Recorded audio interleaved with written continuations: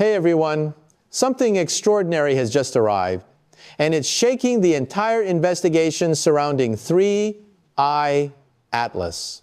New images captured on November 11th, 2025 have landed, and they overturn almost everything we thought we knew. Forget the predictions of fragmentation. Forget the theories of a catastrophic breakup during perihelion.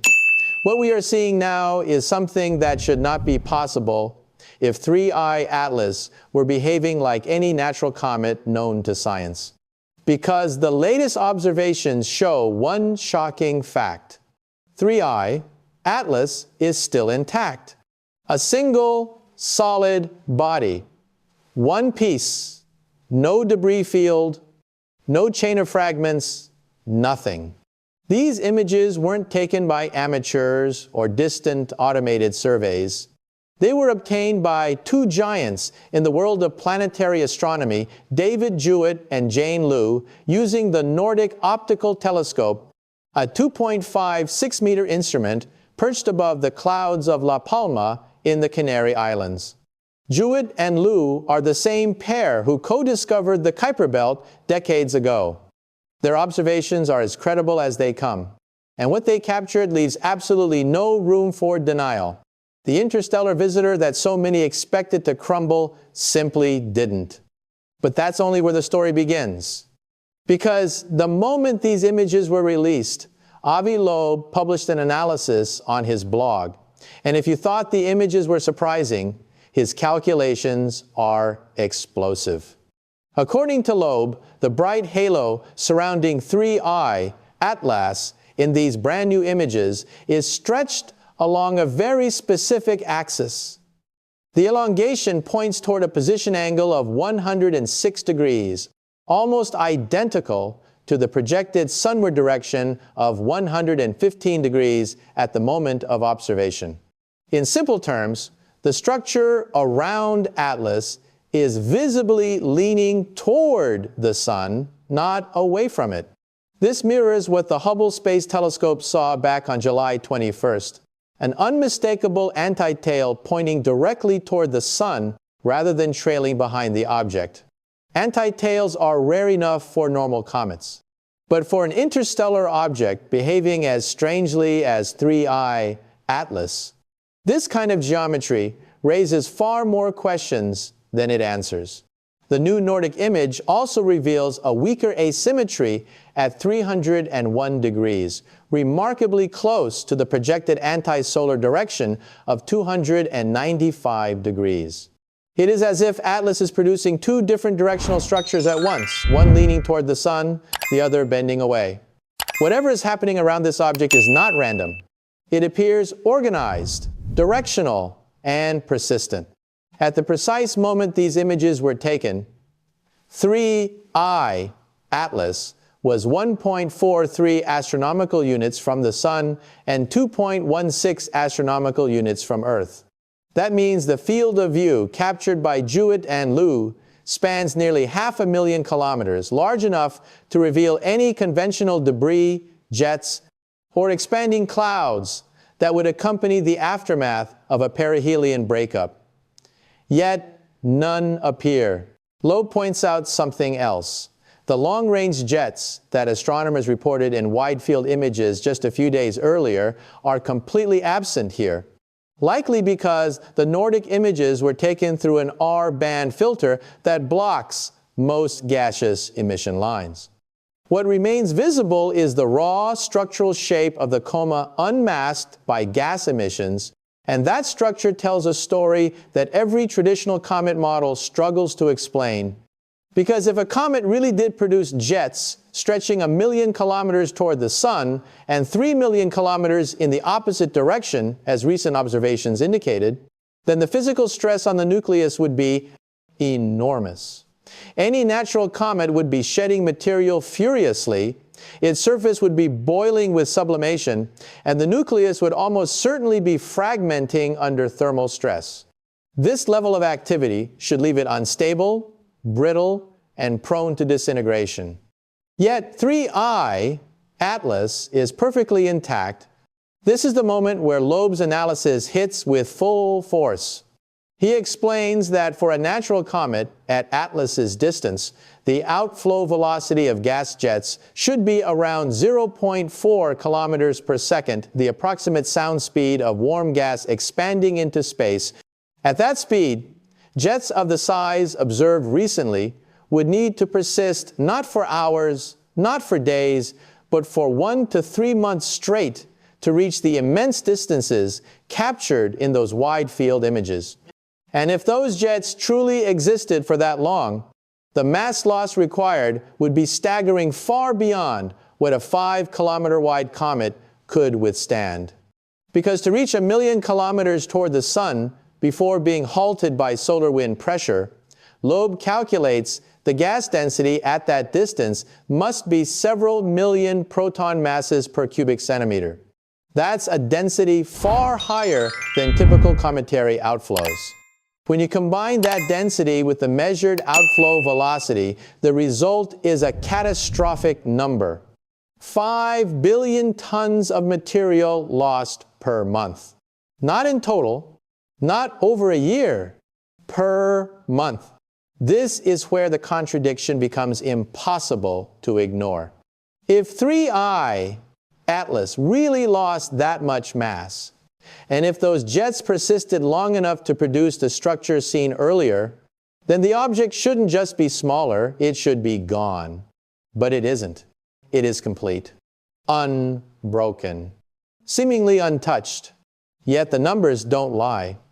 To sublimate 5 billion tons of carbon dioxide ice in 1 month, Atlas would have needed to absorb at least 3 times 10 18 joules of energy from sunlight alone.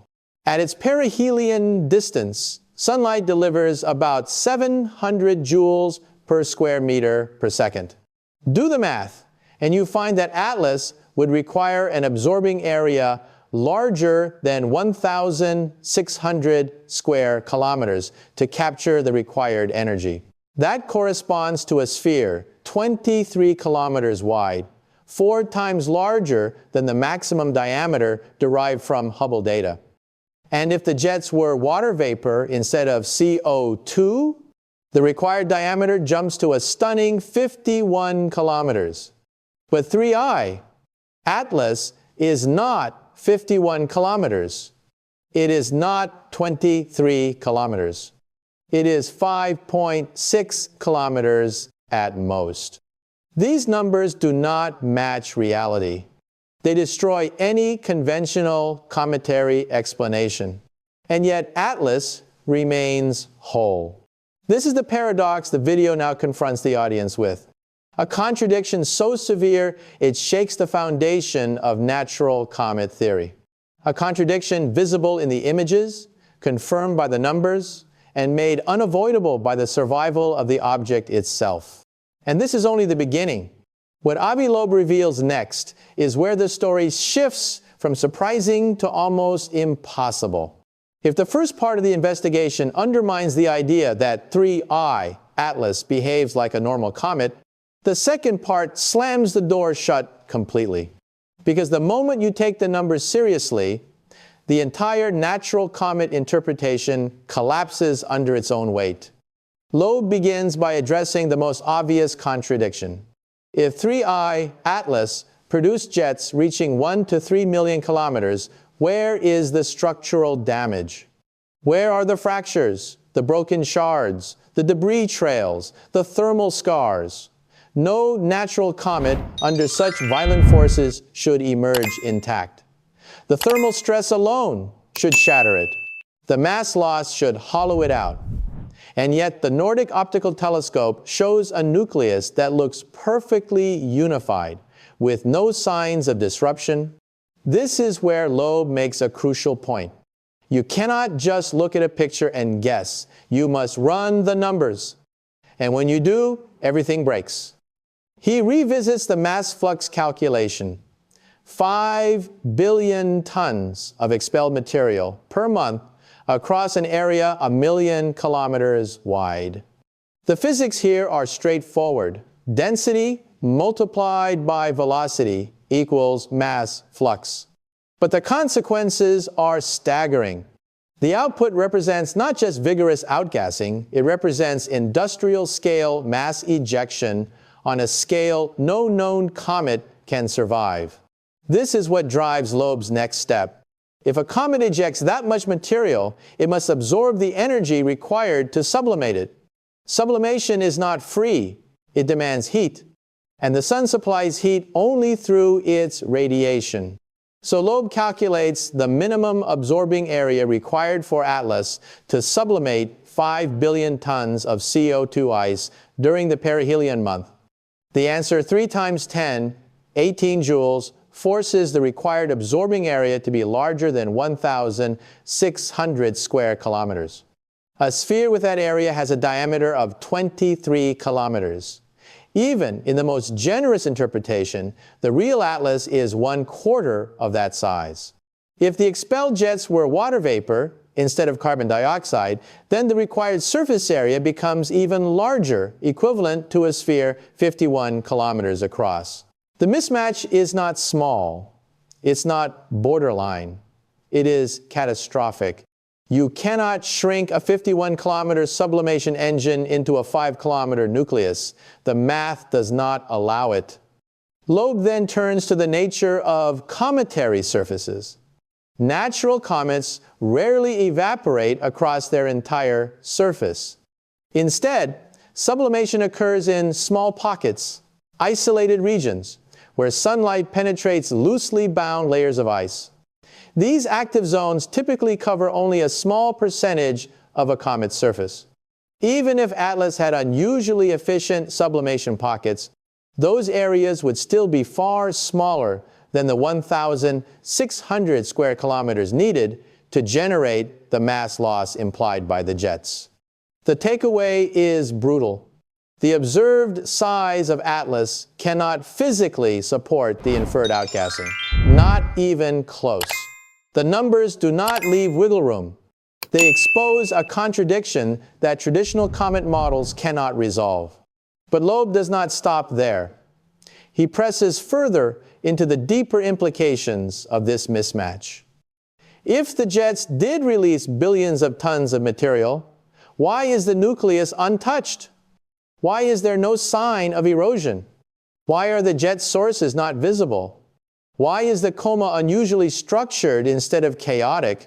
And most importantly, why does Atlas remain a single, stable body instead of breaking under the required force? These questions point to a single, unavoidable conclusion. The cometary explanation is insufficient. It fails every test: energetic, structural, thermal, and morphological. And because the Nordic images show a nucleus just as whole as it was before perihelion, the contradictions become sharper, not weaker. This is when Loeb introduces the anomaly directly. He says that the survival of 3I, Atlas, as a single intact object despite such extreme jet activity represents a new anomaly, one that cannot simply be brushed aside by researchers who prefer traditional explanations. He is not claiming a definitive alternative, but he is demanding that the scientific community confront the contradictions without hiding behind assumptions. The video narrator emphasizes this moment. The tone shifts to something heavier, more decisive. It is not about speculation. It is not about theories of alien probes or engineered structures. It is about the raw numbers, the observational facts, and the glaring mismatch between them. Loeb's logic is simple. If the required energy and mass loss exceed what Atlas can supply, then something is wrong with our interpretation, something fundamental. He then highlights the visual symmetry observed in the Nordic images. The elongation toward the sun resembles earlier Hubble observations, suggesting a persistent directional pattern rather than random outgassing. Comet tails form in predictable ways, dust tails follow orbital paths, ion tails point directly away from the sun due to solar wind. But Atlas shows neither. Its sunward structure, the so-called anti-tail, is not a coincidence. It is geometry plus mass distribution plus some mechanism that reorients material against the direction of solar wind pressure. Natural comets can produce anti-tails, but only under very specific orbital alignments and dust plane geometries. But what ATLAS displays appears too persistent, too consistent across months and across instrumentation. The persistence alone challenges the idea that we are simply witnessing a fluke of perspective. Loeb then returns to the broadest contradiction. If the jets were truly responsible for the structures observed, then ATLAS should be severely weakened, but it isn't. The nucleus remains cohesive. And this is the heart of the investigation. It is not one anomaly. It is a chain of anomalies that reinforce each other. The jet lengths are too long. The mass flux is too high. The required energy is too extreme. The absorbing area is too large. The nucleus is too small. The survival is too perfect. The symmetry is too persistent. Every single link in this chain points in the same direction. The traditional comet model cannot explain what we are seeing. This is where the video pushes the audience into confrontation, not with aliens, not with speculative theories, but with numbers, with evidence, with consistency. The narrator stresses that this is no longer a matter of interpretation. It is a matter of accounting. The balance sheet does not balance. The physics does not add up. And then the narrator reinforces Loeb's criticism. Many researchers will try to fit these anomalies into existing comet frameworks. They will stretch the models. They will propose exotic ice pockets or unprecedented sublimation zones or unusually efficient dust-gas coupling. But none of these efforts solve the core contradiction. The object is too small to support the observed activity, period. This is the pivot of the entire investigation. Everything now rests on this contradiction. And the Nordic images, instead of closing the mystery, have deepened it. As the narrator closes this part of the video, the tension peaks. The audience is left with a growing sense that something is fundamentally off, that the standard explanations no longer hold the weight they once carried. And now the question becomes, if the traditional model fails, what comes next? As the investigation enters its final stage, the tone shifts again, not toward answers, but toward something far more unsettling. The realization that the mystery of 3I, ATLAS, has deepened beyond anyone's expectations. The new images were supposed to clarify. Instead, they break the last remaining confidence in traditional models, and at this point, the video turns to the viewer with a hard truth. We are now in unexplored territory. The narrator brings the audience back to Loeb's closing argument, the one that ties every anomaly into a single, inescapable conclusion. If the observed jets required tens of billions of tons of material to be expelled, then the nucleus should be shrunken, scarred, hollowed, or fragmented. Yet none of those conditions is met. The object remains whole, undamaged, stable. The contradiction cannot be ignored. Loeb's critique intensifies here. He warns that many within the scientific community will be tempted to dismiss the numbers simply because the implications feel uncomfortable. They will prefer familiar explanations even if they no longer fit. They will try to shove the anomalies under the carpet, hoping that the inconsistency will fade with time. But nature does not bend for human convenience. Data does not erase itself because the conclusion seems inconvenient. The narrator repeats Loeb's chosen quote from Einstein. Knowledge is realizing that the street is one way. Wisdom is looking in both directions. It is a subtle but powerful warning. A suggestion that scientific humility requires acknowledging not just what we know, but what we might be missing.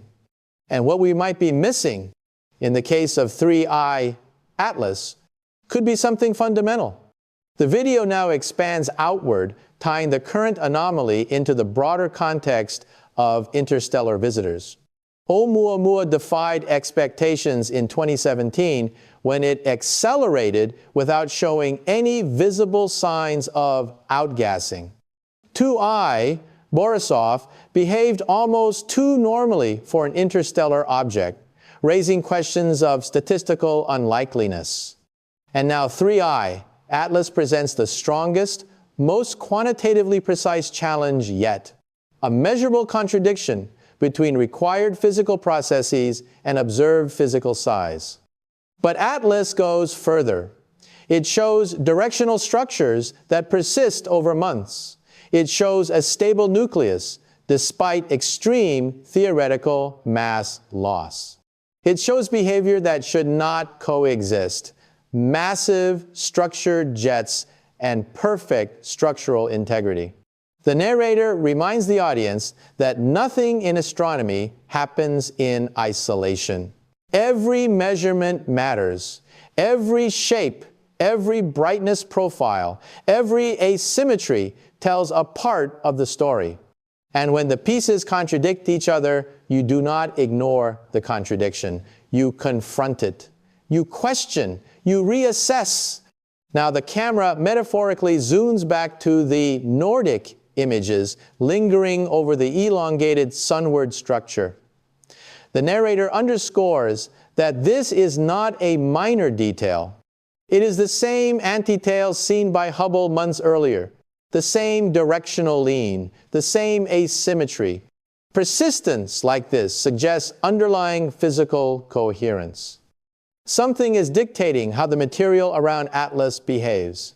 Something more organized than chaotic gas release. The narrator acknowledges that natural explanations exist: unusual dust plane geometries, intricate solar-wind interactions, unique spin-axis orientations. But none of these solve the core problem. Energy and mass do not match the size of the nucleus. The tail geometry may have explanations. The mass flux does not. It simply cannot fit inside a 5-kilometer object. From here, the video gently shifts into philosophical territory, not speculation, but reflection. The universe is vast. Interstellar objects arrive from places we cannot map and ages we cannot comprehend. They are shaped by conditions alien to our solar system. Some may follow patterns we understand. Others may carry physics we have not yet considered. This does not imply artificiality. It implies humility. And that humility is the real message of Loeb's analysis. He is not claiming that 3I Atlas is engineered or technological. He is arguing that when the numbers contradict the model, you must revise the model, not the numbers. The integrity of the scientific method depends on that discipline. Ignoring anomalies is not science. Confronting them is. The narrator reinforces this with a calm, assertive tone. The purpose of this video is not to promote sensational explanations. It is to expose the tension between observation and theory. It is to show that science progresses only when anomalies are taken seriously, not brushed aside. And right now, 3I Atlas presents one of the clearest anomalies ever documented for an interstellar visitor. The final act of the script focuses on the viewer. The camera returns to the Nordic images once more, then slowly fades through the Hubble observations, the wide-field jets, the diagrams of mass flux, the calculations that reveal the impossible mismatch. The narrator's voice lowers, becoming more introspective. We are witnessing something that challenges our assumptions, the narrator says. Something that refuses to fit the familiar patterns. Something that forces us to look both ways down the street. Then the narrator turns the question outward. What does it mean when an object expels far more material than it can supply? What does it mean when an object shows signs of extreme activity while remaining structurally perfect. What does it mean when the math fails, but the object remains whole? Are we misinterpreting the physics? Are we overlooking hidden processes? Or are we witnessing something entirely new? The video does not answer. It refuses to. Instead, it invites the audience into the ongoing investigation. Because this story is not over. More images will come. More data will surface. More analyses will emerge. And with each new observation, the tension between what we expect and what we see may grow sharper still. The narrator ends on a note of curiosity rather than certainty. The mystery of 3I, Atlas, is not a puzzle to be solved in one video. It is a frontier, a new chapter in the study of interstellar visitors, a reminder that the universe often holds its secrets just beyond the edge of our current understanding. Then the final question arrives. What do you think? Do these numbers convince you that something is fundamentally wrong with our interpretation of 3I ATLS? The narrator pauses, letting the silence settle. If you have a theory or even a question, leave it below. This investigation is unfolding in real time, and every perspective matters. And make sure you're subscribed, because whatever 3I Atlas truly is, this story is far from over.